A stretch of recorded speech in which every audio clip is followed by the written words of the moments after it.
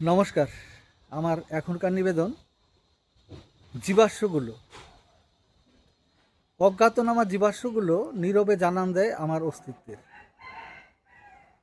হাজার লক্ষ বা কোটি বছরের সে কোন জন্মের আমার পূর্বপুরুষের জীবাশ্ম পড়ে আছে আজ অনাদরে অবহেলায় আমার অস্তিত্বে। এই পৃথিবীর কোনো এক কোণে, কোনো এক মহাদেশে, কোনো এক মহাসাগরের তলায়, অথবা কোনো এক নামি দামি জাদুঘরের শোকেসে নীরবে বন্দী হয়ে আছে আমার ডিএনএ আজ অতন্দ্র পাহারায়।